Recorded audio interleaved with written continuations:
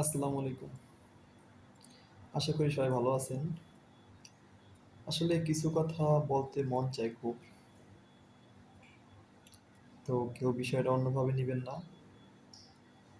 আসলে আমি কেন অপরাধী? কথাটা বলার কারণ যে বর্তমান সময়ে প্রতিটা দিন আমার বাড়িতে আমার নামে বিচার যায় বা আমাকে নিয়ে বিভিন্ন ধরনের আলোচনা করা হয়। কেন?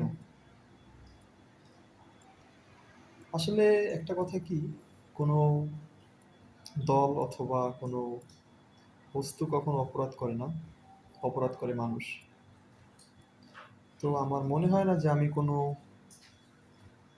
অপরাধ করছি বা কখনো গ্যাঞ্জাম, মারামারি, আসলে কোনো মারামারি তো দূরের কথা। আমি তো কখনো কারো চোখের দিক তাকাইয়া কথাও বলি নাই বা কারো সাথে কখনো খারাপ আচরণ করি নাই, আমার মনে পড়ে না।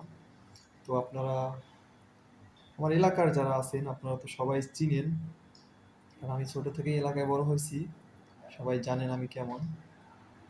তো সেইখানে আজকে আমি মনে করি আমি বড় একটা অপরাধী বা আমাকে অপরাধী বানানো হয়েছে। আসলে দিন শেষে আমরা সবাই একই এলাকার, কিন্তু সেখানে আমরা দেখা যায় দলের কারণে আসলে সবাই তো আর ভাই একটা দল করে না।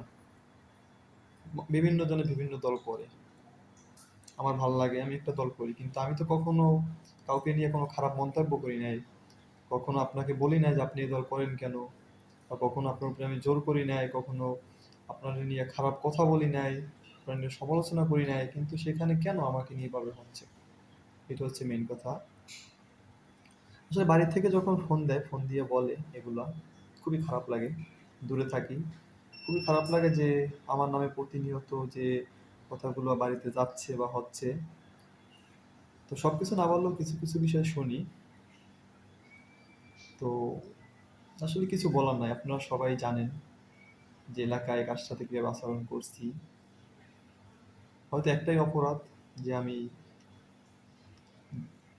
দল করি বা করছি। এখানে তো আমি কোনো অপরাধের কিছু দেখি না ভাই।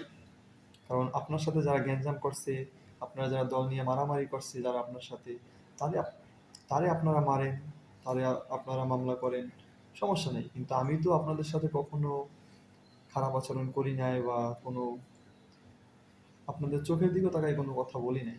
তো সেইখানে কেন আমাকে নিয়ে এত সমালোচনা? আমার বাড়িতে কেন নালিশ বারবার?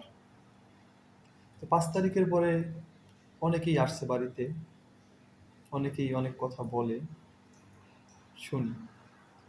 খুবই খারাপ লাগে যে আমি কি এতটাই খারাপ হয়ে গেলাম? আমি তো মনে করি, এখনো আশা করি যে আমার এলাকার যারা আছে কেউ আমাকে খারাপ বলতে পারবে না বা বলে না যে ওই ছেলেটা খারাপ। কিন্তু সেখানে আপনারা যদি একটা দলের কারণে বা রাজনীতির কারণে আপনারা যদি আমাকে খারাপ বানান, এটা তো কিছু করার নেই ভাই। তো যাই হোক, কথাটা মনের কষ্টে বললাম অনেক। তো কেউ কিছু মনে করবেন না। সবাই ভালো থাকবেন, সুস্থ থাকেন। আল্লাহ হাফিজ।